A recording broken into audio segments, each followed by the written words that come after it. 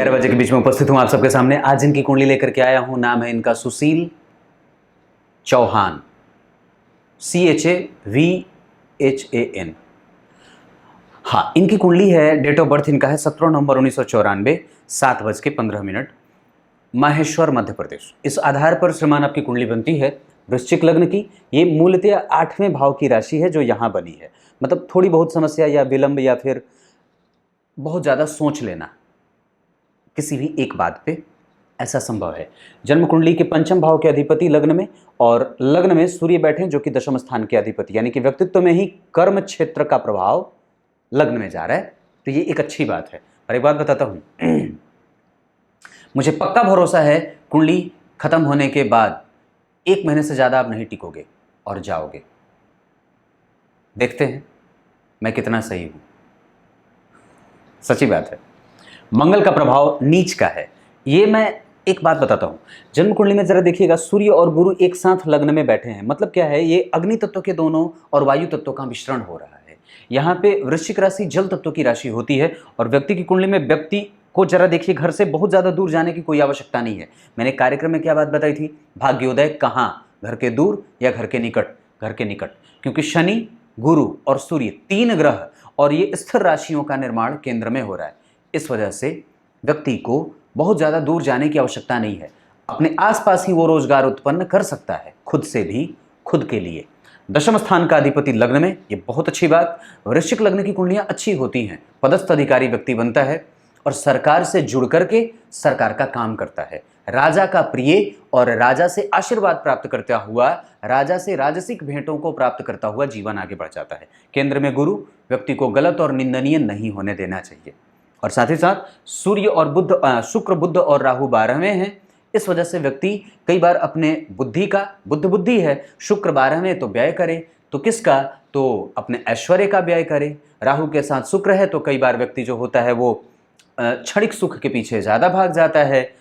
ये स्थिति जन्म कुंडली में है। अगर व्यक्ति की कुंडली में कैरियर को देख रहा हूँ तो कैरियर बिल्कुल भी ठीक है, क्योंकि वास्तव में दशम स्थान का अधिपति लग्न में विराज रहा है। तो पंचम और दशम ये दोनों का योग बना केंद्र में, और साथ ही साथ इनकी दृष्टि देखिए तो जन्म कुंडली में चंद्रमा जो है वो जन्म कुंडली में अष्टम में जा रहे हैं। मेष राशि का निर्माण, जिसका अधिपति मंगल नीच का है, उससे केंद्र में, राशि का अधिपति राशि से केंद्र में, और चंद्रमा से मंगल चौथे, यानी कि ये एक अच्छी बात होती है। अलग बात है कि राशि का अधिपति राशि से त्रिकोण में नहीं बैठा है, ये एक कमजोरी होगी, और उसकी मजबूती इस मामले में फिर से वापस मिल जा रही है कि चंद्रमा से केंद्र में मंगल है। ये एक अच्छी बात होती है, पर व्यक्ति का पराक्रम कमजोर जरूर होगा क्योंकि मंगल नीच के हैं। अलग बात है कि उस पे उसका नीच भंग हो रहा है। अब जरा इसको निकटता से समझाता हूं। वृश्चिक लग्न की कुंडली लग्नेश भाग्य में नीच के हुए हैं। ये अच्छी भी है और बुरी भी है। अच्छाई ज्यादा है, बुराई कम। व्यक्ति धर्म को मानने वाला, धर्मज्ञ, पुरोधा, धर्म का आचरण करने वाला, धर्मज्ञ और मनीषियों के संपर्क में रहने वाला, मंत्रों का जप करने वाला, सभी धर्मों का सामान्यतया सबका आदर करने वाला, और कट्टर विरोधी होता है गलत चीजों का। सच्ची बात है, क्योंकि लग्न में गुरु हैं और उसकी 5वीं दृष्टि अपनी राशि पे, 7वीं दृष्टि शुक्र की राशि पे, जो अनुभव प्राप्त करने वाला बना देगी। और जन्म कुंडली की 9वीं दृष्टि जब यहां पे पड़ेगी तो उच्च दृष्टि पड़ेगी जो मंगल का नीच भंग भी करे, है कि नहीं? तो यहां के अधिपति भाग्य में नौकरी का योग है, पैतृक संपत्ति का योग है, और व्यक्ति की कुंडली में कोई भी इसका जो अधिकार है वो छीन नहीं सकता है। अब एक बात और बताता हूं, और वो ये है कि उतावलापन क्यों था, मैं आपसे ही पूछ रहा हूं। मंगल नीच के हैं इस वजह से, क्योंकि ग्रह अगर अनस्टैब्लिश होता है तो निसंदेह कुछ बुरे और कुछ अच्छे परिणाम देता है। उस पे गुरु की दृष्टि है, इस वजह से आप भाग्यवादी, भाग्य से बल, गुरुजनों का लाभ, बड़ों का आशीर्वाद प्राप्त कर लेते हो। पर वास्तव में कुछ कमजोरी भी है। लग्न में बैठा सूर्य आपको बहुत ज्यादा कमजोर भी बनाता है, चिंता करने वाला और जल्दी ही धैर्य को खोने वाला। ये व्यक्ति को महत्वाकांक्षी भी बनाता है, क्योंकि महत्वाकांक्षी और महत्वाकांक्षी होने का भाव जो है वो दशम स्थान होता है। इच्छाओं के पूर्ति होने का भाव जन्म कुंडली में 12वां, 11वां, उसका अधिपति राहु के साथ 12 में जा रहा है। उसमें तीव्रता और उसमें आग डालने का काम। मंगल की दृष्टि 11वें भाव के अधिपति बुध पे है, तो बुध को अगर मंगल देखेंगे और बुध को अगर चंद्रमा, तो जरा गौर करना पेशेंस लेवल कितना कमजोर, क्योंकि अग्नि तत्व के प्रभाव में है ये कुंडली। वृश्चिक राशि, मंगल की राशि, लग्नेश डिसबैलेंस हो रहे हैं और चंद्रमा जो कि व्यक्ति को संतुलित करता है हर एक परिस्थिति में, वो रोग में बैठा है। अब ग्रहण कितना, तो 17 और 21, 17 के चंद्रमा 21 के केतु, 4 डिग्री के अंतर पे तो ग्रहण वैसे भी टाइट हो जाता है। तो ये एक कमजोरी। 12वें का राहु झगड़ालू बना सकता है और बुद्धिमती को तुरंत ही भ्रमित कर सकता है, तो इसको थोड़ा सा ठीक करने की आवश्यकता है। और वैसे भी एक बात बता दूं तो 12वां भाव आपका बड़ा संतुलित है, तो उसको कभी नुकसान होने वाला नहीं है, क्योंकि वहां पे उसका अधिपति खुद बैठा है शुभ ग्रह के साथ। दो शुभ ग्रहों के साथ अगर राहु बैठेंगे तो व्यक्ति बड़ा अपने ही ऊपर खर्च करने वाला भी कई बार हो जाता है। पर लग्न के अधिपति भाग्य में बैठे हैं तो धर्म के पीछे भागने वाला भी होगा। दोनों चीजें सामने से दिखने को आ रही हैं। चंद्रमा रोग में बैठे हैं, इस वजह से मन का रोगी हो जाए तो कोई आश्चर्य नहीं है। और लगा है ग्रहण, तो व्यक्ति के पास अनुभव बड़ा ज्यादा, और कई बार व्यक्ति अपने अवस्था से ज्यादा सीख भी लेता है, ये भी बात है। कैरियर भाव ठीक है, जन्म कुंडली के पंचम भाव की स्थिति बहुत अच्छी बन रही है। पंचम और दशम के अधिपति योग कारक स्थिति बना करके गुरु और सूर्य की दशाएं जातक को बड़ी अच्छी लाभ देने वाली हो। मंगल की दशा भी गुरु के दृष्टि के कारण बड़ी अच्छी बीतने वाली हो जाती है, क्योंकि लग्नेश होकर के ये छठे भाव के भी अधिपति हैं, तो थोड़ी बहुत प्रतियोगिता तो शामिल होगी, क्योंकि भाग्य भाव के अधिपति छठे में, छठे के अधिपति भाग्य में, तो प्रतियोगिता हुआ और परिवर्तन हुआ तो किससे? चंद्रमा प्रतियोगिता कर रहा है। और चंद्रमा और गुरु का संबंध कैसा? षडाष्टक का। तो व्यक्ति अपने मन का करे, अपनी जेब भरे न भरे, दूसरों को खिलाने पे भरोसा करे और परिस्थितियों को समझने वाला नहीं होता है। कई बार ये चंद्रमा और गुरु के कारण ऐसी चीजें होती हैं। अब जरा ध्यान से समझना, तो ये त्रिकोण खाली, यानी कि शिक्षा में व्यवधान भी आ सकता है, पर घूम फिर करके वो पूरा करवाएंगे। क्यों? क्योंकि वो गुरु हैं। बुध यहाँ का भी अधिपति या कारक अगर हो जाए, पंचम भाव से बुध की स्थिति बन जाए या बुध 12 में बैठ जाए, तो व्यक्ति को बुद्धि का कमजोर बना देता है। पक्की बात है, सच्ची बात है, और ये बिल्कुल असल में यही बात है। बुध 12 में है, तुला का बैठा है वो, तो 7 नंबर की राशि में बैठता है, तो व्यवसायिक सोच को दे देता है, तो व्यक्ति के अंदर स्वार्थीपन की स्थिति भी आ जाती है। पर एक बात मैं गारंटी से कह सकता हूं, और वो ये है, व्यक्ति है बड़ा निश्चल स्वभाव का, क्योंकि गुरु और सूर्य कभी भी उसको गंदा नहीं बनने देंगे। पवित्रता उसके चेहरे पे भी झलक जाती है। और कई बार व्यक्ति टॉकेटिव हो जाता है, बोलने वाला ज्यादा। राहु है ना। और एक बात बताता हूं, इस राहु के संबंध को जरा देखना चाहिए, शनि को देख रहा है। छठे भाव के अधिपति होते हैं जन्म कुंडली में शनि, या छठे भाव से संबंध बना देते हैं, तो व्यक्ति अपना नहीं देखता, कई बार दूसरे को ज्यादा देखता है। छठे भाव से शनि का संबंध बनेगा। यहाँ पे 4 नंबर की राशि नहीं बनी है, 1 नंबर लिखा है, ये नीच की राशि है। तो नीच की राशि से जब शनि का प्रभाव बढ़ेगा तो आलस्य की वृद्धि, और वैसे भी सूर्य लग्न में है तो नेत्रों की समस्या, हड्डियों की समस्या, दांतों के रोग, और पिता के साथ कई बार संबंध कमजोर भी हो जाते हैं। हालांकि वो ठीक रहेगा, प्रभाव व्यक्ति के ऊपर पिता का ज्यादा है, लेकिन लग्न पे शनि का प्रभाव है, इस वजह से व्यक्ति कई बार पिता से सामंजस्य बनाने की स्थिति में रहना पड़ता है, कई बार उनके साथ बैलेंस बनाना पड़ता है। ये बात है। तो शनि चतुर्थ में तो व्यक्ति को बैलेंस बनाना चाहिए, और चंद्रमा और बुध 12 में हो तो व्यक्ति का निर्णय अपवित्र होता है। निर्णय लेने से पहले कई बार विचार कर लेना जरूरी है, क्योंकि बुध और शुक्र और चंद्रमा, ये 3 ग्रह तो जन्म कुंडली में प्रभावित हो रहे हैं। एकमात्र ग्रह जन्म कुंडली में गुरु बैठे हैं केंद्र में, जो कि जन्म कुंडली के पंचमेश और द्वितीयेश होते हैं, तो धन की स्थिति तो कमजोर नहीं है। पर चंद्रमा चूंकि जन्म कुंडली में छठे में है, शनि से दृष्ट है, इस वजह से वो आता ही नहीं है, देर से आए, कमजोर आए। तो अब करना क्या चाहते हो? तो जन्म कुंडली के दशम स्थान के अधिपति लग्न में बैठे हैं, दशम स्थान के अधिपति सूर्य विशाखा नक्षत्र में, गुरु के साथ, गुरु भी विशाखा में। अब ऐसी स्थिति में व्यक्ति अपना खुद का काम कर ले। अब एक बात तो जो जरूर मैं कह रहा हूं कि जन्म कुंडली में गुरु केंद्र में बैठे हैं, पर गुरु और चंद्रमा कमजोर हो रहे हैं, इस वजह से व्यक्ति कई बार जो होता है वो सोचता है कि मैं खुद का कुछ कर लूं, क्योंकि गुरु वृश्चिक राशि में बैठा तो व्यक्ति को सरकारी क्षेत्रों में लाभ देना चाहते हैं, और अगर चाहे तो बन जाए, नहीं तो फिर अपना काम कर लो। आप कर तो कुछ भी सकते हो, क्योंकि दशम स्थान का अधिपति का जब प्रभाव लग्न पे है तो निस्संदेह व्यक्ति कुछ भी कर लेगा, उसको हारने की स्थिति में नहीं है वो, क्योंकि पंचम भाव का अधिपति, अरे भाई, मेहनत करने के बाद परिणाम जो मिलता है उसका अधिपति ही लग्न में बैठा है, और शनि ही केंद्र में बैठे हैं, जो कि जन्म कुंडली के चतुर्थ स्थान में बैठे हैं, और सूर्य के केंद्र में होने के कारण शश महापुरुष योग का प्रभाव कमजोर हो रहा है। नवमांश कुंडली में जरा देखिए शनि को कहां बैठे हैं, वो जन्म कुंडली में स्वग्रही, ये ठीक है। ये जन्म कुंडली में यहाँ शुक्र बैठे हैं, ये भी ठीक है। जन्म कुंडली में राहु का प्रभाव यहाँ पे, ये थोड़ा कमजोर, पर कई बार संबंध बाहर। यहाँ पे मंगल और चंद्रमा का संबंध, ये धनवान योग, ये बहुत अच्छी बात है। चंद्रमा जन्म कुंडली में कन्या राशि का निर्माण कर रहे हैं, यहाँ पे वो कौन सी राशि का? मेष। यहाँ मेष के थे, यहाँ कन्या के हो रहे हैं। यहाँ पे गुरु जो है वो वृश्चिक के हो रहे थे, यहाँ गुरु किसके हो रहे हैं? यहाँ गुरु हो रहे हैं उच्च के, यानी कि गुरु का प्रभाव ठीक है। यानी पंचमेश यहाँ पे उच्च के राशि में जा रहा है और किसके साथ? सूर्य के साथ। ये गुरु और सूर्य का प्रभाव बड़ा बढ़िया बेहतर बनने वाला है। इच्छाओं की पूर्ति समस्त तो करवा ही देंगे। तो इतनी अटकलेंबाजी क्यों?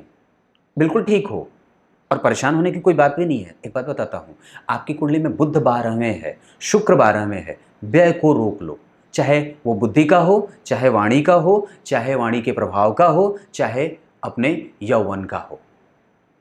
सच्ची बात है, होना भी चाहिए।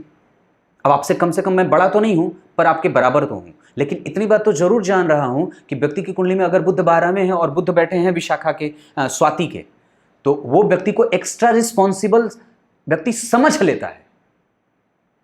वो हो या ना हो, पर वो जिम्मेदारी कई बार ले लेना चाहता है। नहीं, मैं तो बड़ा हो गया, अब तो मुझे ले लेना चाहिए। ये भाव जागृत करता है और दरअसल उसको उम्र से पहले ही जवान बना देता है और बड़ा बना देता है। कई बार व्यक्ति के पास अनुभवों की कमी नहीं होती है, पर हाँ, उसको सीखने की आवश्यकता भी होती है, क्योंकि बुध है, वो बचपना कर देता है। और व्ययात्मक स्थितियां तो वैसे भी है राहु के साथ शुक्र के कारण। नेत्रों की कमजोरी, नेत्रों में ज्योति की समस्या कमजोर हो जाती है। सूर्य की पूजा, इस कुंडली के लिए सूर्य अच्छे, चंद्रमा अच्छे, मंगल भी सामान्यतया ठीक, पर गुरु अच्छे, ये बड़े अच्छे हैं। इस कुंडली के लिए कमजोरी शुक्र की बनती है। शुक्र के साथ राहु हैं, सप्तम स्थान के अधिपति के साथ राहु का बैठना। और बुध भी बहुत अच्छे नहीं होते, क्योंकि वो जन्म कुंडली के अष्टम और लाभ के अधिपति होकर के 12 में बैठे हैं। अष्टम भाव के अधिपति का 12 में बैठना चलो ठीक है, पर बुद्धि हमेशा विपरीत जाती है और कई बार व्यक्ति को नशों से संबंधित समस्या बनती है और कई बार रक्त से संबंधित भी समस्या बनती है, जिसका प्रभाव चमड़े पे देखा जाता है। ये बात है, इतनी बात है। दशमांश कुंडली अगर देखूं तो दशमांश कुंडली में, आपकी कुंडली में अगर डिग्री की बात कर दूं तो सूर्य जो हैं वो 0 डिग्री के, तो थोड़े मृतप्राय। अब एक बात और बताता हूं, जब डिग्री पे बात हुई तो सूर्य एकमात्र ऐसा ग्रह होता है जो व्यक्ति को नैतिकवादी बना देता है, अध्यात्म से जुड़ करके। और गुरु आपकी कुंडली में जो हैं वो मृतप्राय है, जो व्यक्ति को शुद्ध बनाते हैं। तो जरा गौर करना कि गुरु और सूर्य दोनों लग्न में बैठे पर मृतप्राय हैं, इनका असर तो कमजोर हुआ ना। तो कमजोर असर होगा तो क्या होगा? तो व्यक्ति के अंदर विनम्रता कमजोर। मैंने क्या बात बताई थी कि अगर जन्म कुंडली में सूर्य की स्थिति हो तो सूर्य लग्न में बहुत अच्छे परिणाम नहीं देते। वैसे भी ये वृश्चिक राशि में बैठे हैं जिसका अधिपति नीच का है, क्या फर्क पड़ता है? आपकी कुंडली में अगर वो नीच के हैं तो कोई विशेषतया मैं नहीं समझता, क्योंकि लग्न में ही दोनों गुरु तो स्वयं मृतप्राय है, ये क्या नीच भंग करेगा किसी का? विनम्रता का प्रभाव कमजोर। विनम्र होइए। वो मैंने एक फिल्म देखी थी, हेलो मैं विनम्र बोल रहा हूँ, मुन्ना भाई MBBS, वही है ना, वही है शायद। तो वो है, तो मैं विनम्र बोल रहा हूं, ऐसा नहीं होना पड़ेगा, क्योंकि जो ग्रह आपकी कुंडली का नीच भंग कर रहा है लग्नेश का, वो खुद अधर में लटका है। ये गंभीर बात है और इसको देख करके खुश होने की बात नहीं है, क्योंकि दोनों ग्रह मृतप्राय अगर हैं डिग्री में, ये गुरु भी 7 डिग्री के, ये गुरु भी 1 डिग्री के हैं। सूर्य, ये दोनों नैतिक तत्वों के ग्रह होते हैं। सुशील जी, बात को समझना होगा, गले को पकड़ के रगड़ो नहीं तो दबा दूंगा। दोनों ग्रह नैतिकता का पालन कराते हैं और अगर उनकी स्थिति कमजोर है, लग्नेश की प्रवृत्ति, लग्नेश कौन है? आप स्वयं हो। लग्नेश अगर नीच का होगा तो प्रवृत्ति कमजोर होगी, क्योंकि केंद्र में शनि बैठ करके लग्न को देख रहा है, जो व्यक्ति पे कई प्रकार से लांछन लगाता है और व्यक्ति की प्रवृत्ति को कमजोर कर सकता है, क्योंकि बुद्ध बुद्धिमान और बुद्धिमता का प्रभाव, बुद्धिमता का द्योतक वो बाहर। शुक्र के साथ राहु का 12वें जाना, व्यक्ति के यौवन का बर्बाद करना, और चंद्रमा तो पहले ही रोग में बैठा है। समझना, मैं आपको छील रहा हूं। मुर्गे के पंख जब उसके शरीर पे होते हैं तो बड़ा सुंदर लगता है, मोरनी जब नाचती है तो बड़ी सुंदर दिखती है, पर जैसे ही पैर पे उसकी दृष्टि जाती है तो मायूस हो जाती है। ये देखने में बाहर से बड़ा अच्छा है, पर समझना बड़ा गूढ़ है, क्योंकि आपको बदलाव क्या करना है इसको समझना होगा। बड़े लोगों का आशीर्वाद, मंदिरों का दर्शन, और जितना ज्यादा हो सके अपने आप को शुद्ध बना लो, क्योंकि ये दोनों मृतप्राय हैं, इसको ठीक करना ही होगा। ये नहीं हुआ तो फिर भाग्य का बल कम, शिक्षा का प्रभाव कमजोर और व्यक्तित्व की कमजोरी, आईना धूल और धूसरित सा हो जाएगा। मैं कुंडलियां देखता हूं तो किसी भी प्रकार से प्रभावित होकर के नहीं देखता, पर हां इतनी बात जरूर कहता हूं कि जिसकी कुंडली में गुरु और सूर्य की स्थिति कमजोर हो उसको निस्संदेह अपने स्वभाव और अपने व्यवहार पे ध्यान देने की आवश्यकता है। ये सबके लिए बात है, गारंटी लिख के देता हूं, नकुल पराशर का सिग्नेचर है, चाहो चाहे किसी से भी दिखा लो। गुरु और सूर्य एकमात्र ऐसे ग्रह जो व्यक्ति के चरित्र को मजबूत और ढाढ़स देने वाला बनाते हैं। ये अगर कमजोर हुए तो निस्संदेह व्यक्ति के, मतलब आप इसको ऐसे समझ लो, आप कितने बेहतर हो। अगर गुरु और सूर्य कमजोर है ना, तो निस्संदेह आपको अपने आप पे काम करने की आवश्यकता पड़ेगी, पक्की बात है। और आपको खुश करने के लिए भले ही कोई बोल देगा मुझे जरा बात करा देना, मैं कर दूंगा, पक्की बात है, ध्यान देने की आवश्यकता है। मैं कुछ कर नहीं रहा, पर विशेषतः इतनी बात कहूंगा, बजरंगबली की पूजा कर लो, दर्शन कर लो और बड़े जनों का आशीर्वाद प्राप्त कर लो। और ये चीजें पूजा पाठ करने से बदलती नहीं हैं, ये चीज बदलेगी धर्म ग्रंथों के अध्ययन से। शुरुआत भागवत गीता से कर लो, रात्रि भगवत गीता के अंत से कर लो, क्योंकि शुक्र राहु के साथ है, वो वीर्य है। थोड़ा अजीब लगेगा पर बोल देता हूं, वो वीर्य है। और बुध के साथ भी बैठा है, चंद्रमा भी तो रोग में है ना। और वो बैठा कैसा है, चंद्रमा को देखिए, आपकी कुंडली का चंद्रमा जो है वो बनता है चतुर्दशी का है, पर चलो ठीक है। लेकिन चंद्रमा को बल दो तरीके से मिलता है। आपकी कुंडली में चंद्रमा बहुत अच्छा है, यहां वो उच्चाभिलाषी भी है पर ग्रहण में है। पर मैं एक बात, जहां तक हर बार कार्यक्रम में मैंने बात कही है कि चंद्रमा सिर्फ एक बल ढूंढता है, और एक से ज्यादा ढूंढता है तो वो भी बताऊंगा, और दूसरे से ज्यादा ढूंढता है वो भी बताऊंगा। पहला बल पक्ष का बल, वो आपके पास है, यानी कि इसकी कमजोरी नहीं। अगर व्यक्ति ठान ले तो कुछ भी कर सकता है। क्यों? क्योंकि उसके भाग्य के अधिपति अगर प्रतियोगिता में हैं तो निस्संदेह भाग्य का अधिपति बैठा है, तो वो कमजोर भी करेगा और नुकसानदायक होने के साथ साथ लाभप्रद भी है, क्योंकि वो बुध से देखा जा रहा है जो कि लाभ के अधिपति हैं। तो लाभ के अधिपति ने किसको देखा? भाग्य के अधिपति को। तो भाग्य और लाभ का संबंध बना। और पंचम के अधिपति और दशम के अधिपति पहले ही लग्न में बैठ करके अगर इनको हम ठीक कर लेते हैं, हमारे प्रतियोगिता में हमारे जीतने का चांस बढ़ जाता है। मैं ये नहीं चाहता और मैं ये नहीं बताना चाह रहा आपको कि आप कहाँ जाओगे, क्या करोगे, दुकान खोलोगे कि खुद की क्या करोगे, पर मैं आपकी कुंडली की मूलतः चीज जो है वो उस नस को पकड़ के रगड़ना चाहता हूं, ये बात है। तो ये चंद्रमा, ये ठीक है, पक्ष का बल है। दूसरा बल उसको कहां से मिलता है? गुरु से, वो उससे षडाष्टक में है। ये ठीक नहीं होता, व्यक्ति कई बार अपनी ही बात रगड़ता रहता है, सामने वाले की सुनता नहीं है। तीसरा बल उसको मिलता है मंगल से, जो कि मिल रहा है, यानी कि चंद्रमा को 3 बल मिलना था, 1 बल नहीं मिला है, पर 2 बल तो मिल रहा है। इसका मतलब है कि व्यक्ति अगर चाह जाए तो क्या नहीं कर सकता है। मंगल और चंद्रमा का बल, गुरु चंद्रमा षडाष्टक में है, इस वजह से व्यक्ति जिद्दी होगा, उसके पास भले रहे न रहे पर दूसरे को दे देगा और बाद में फिर रोना रोएगा। और उसकी बुद्धि और मति कई बार भ्रमित होती है, क्योंकि बुध 12 में है। बस इतनी सी बात कहूंगा। अब क्या कहूँ, रखूँ अब कि और कुछ बता दूं? अब आप बोलेगे पंडित जी थोड़ा दशमांश को बता दो। दशमांश बता देता हूँ, इधर आइए। कन्या लग्न का दशमांश बना, जहां पे चंद्रमा खुद बैठे हैं। आप व्यवसाय कर सकते हो, क्योंकि गुरु लग्न में, सूर्य लग्न में, मंगल नीच के हैं। थोड़ी सी प्रवृत्ति में बजरंगबली की पूजा करेंगे तो ठीक हो जाएंगे। सुबह उठ करके भीष्म पितामह को आराधना करिए, भीष्म पितामह को याद करिए और बजरंगबली को, इससे प्रवृत्ति बदल जाती है। और दूसरे, मंगल का प्रभाव है जन्म कुंडली के दशम स्थान पे, और दशम स्थान के अधिपति नीच के होकर के लग्न को देख रहे हैं। लग्नेश नीच के हैं, पर कोई बात नहीं है, गुरु की उन पे दृष्टि है। मैंने क्या कही थी, थोड़े से आरंभ में दिक्कत की स्थिति हो सकती है, बाद में जाकर के बिल्कुल विराजमान हो जाओगे। गुरु और सूर्य एक साथ बैठे हैं, गुरु उच्च का है, जो बुध का नीच भंग कर रहा है। दशमांश कुंडली में बुध का नीच भंग हुआ, ये अच्छी बात है, आप आगे बढ़ो। मैं निस्संदेह आपके साथ हूं और बिल्कुल बात कहता हूं, कुंडली ठीक है, कमजोर नहीं है, पर गुरु और सूर्य को मनाना होगा। 2 थप्पड़ हमेशा रोज दिन सुबह सुबह लगाया करिए। और चंद्रमा जो है वो बहुत अच्छे हैं, अभी दशा भी अच्छी चल रही है। शिव जी की पूजा थोड़ा कर लीजिए, सूर्य को अर्घ प्रत्येक दिन दिया करिए, नमक वगैरह थोड़ा कम खाया करिए, वो काम का वर्धक होता है उस वजह से। उसके बाद बजरंगबली की पूजा प्रत्येक दिन, किसी मंदिर का दर्शन प्रत्येक दिन, और एक मंत्र भेजूंगा, उसके लिए मुझे संपर्क करना होगा। तब तक के लिए बहुत बहुत नमस्कार।